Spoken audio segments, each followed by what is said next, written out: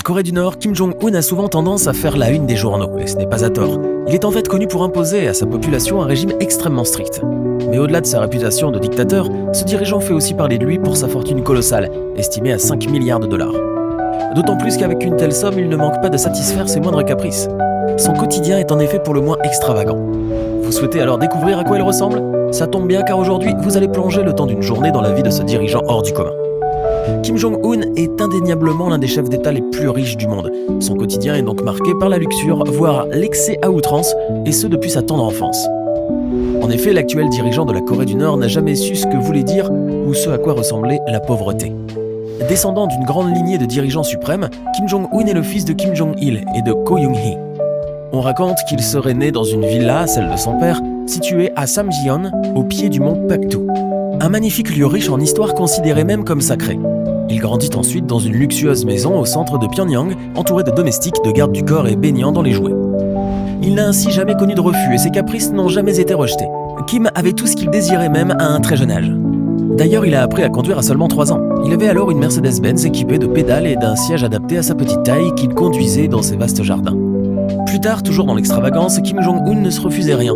Il côtoyait les plus grandes stars de NBA et possédait à l'époque plusieurs baskets Nike d'une valeur de 200 $ la paire. Et ce n'est pas tout, durant le séjour qu'il a passé en Suisse pour ses études, il avait un chauffeur rien que pour lui et disposait en permanence de services de 2 femmes qui s'occupaient de lui et qui répondaient à ses demandes les plus folles. Avant de continuer, n'oubliez pas de cliquer ici pour vous abonner si vous aimez cette vidéo et d'activer toutes les notifications pour ne rater aucune de nos prochaines vidéos.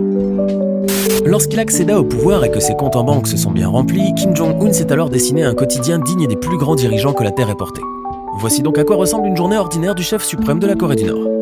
Tout d'abord, Kim Jong-un se réveille dans l'une de ses 17 immenses maisons de luxe qu'il possède dans les 4 coins du pays.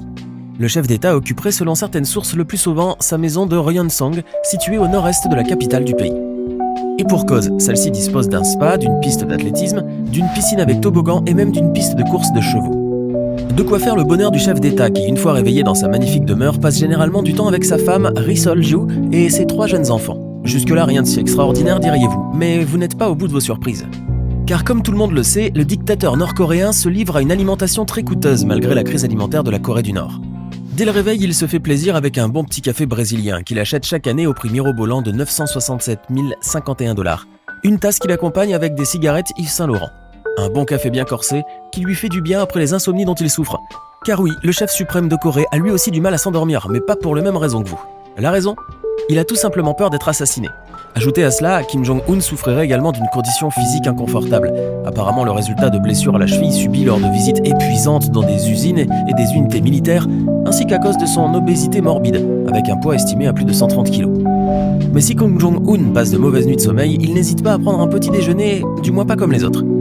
Il enfile en effet de l'emmental, puisqu'il en raffole, quelques tranches de jambon de Parme et du champagne, beaucoup de champagne, dont celui du tsar russe Alexandre II qu'il boit dès le début de la journée et qui lui coûte 175 $ la bouteille. Kim Jong-un est d'ailleurs réputé pour être un grand buveur d'alcool, au point que ça représente aujourd'hui un grand danger pour sa santé et pour la santé financière de l'État. Néanmoins, le dictateur ne se prive de rien quand il est question de liqueurs luxueuses. Du cristal à la vodka russe en passant par le Hennessy, le vin de Bordeaux et même le vin de Serpent, il dépense en moyenne 30 millions de $ par an pour ses spiritueux de qualité, rien que ça. Mais ce n'est pas fini. Après avoir pris un bon petit déjeuner très copieux, le despote s'en va vaquer à son passe-temps favori, l'essai de missiles, une activité qui lui fait apparemment beaucoup de bien. D'ailleurs, les essais de missiles de 2021 à 2023 ont été menés par le dictateur en personne. Et rien qu'en 2022, Kim Jong-un aurait tiré plus de missiles que ses 2 prédécesseurs en 25 ans. Il a fait tirer 62 missiles de différents types, sans compter les 23 missiles sol-air du 2 novembre 2022. Ce qui est un record si l'on considère l'ensemble des tirs effectués par la Corée du Nord depuis 1984. Le chef suprême laisse donc libre cours à ses ambitions militaires, et il s'en donne à cœur joie, pire encore il s'en délecte, quitte à attiser la colère des autres pays et à susciter des condamnations internationales. Après cette activité bien fatigante, le leader nord-coréen a besoin de récupérer. De retour chez lui, il prend son 2e repas de la journée que son chef personnel lui a concocté. Mais que mange-t-il exactement ? Eh bien, Kenji Fujimoto, qui était proche de Kim Jong-un en tant que chef de sushi personnel de son père pendant 13 ans, déclare que le dirigeant aime depuis longtemps la gastronomie et qu'il a un amour particulier pour les sushis et les viandes de qualité.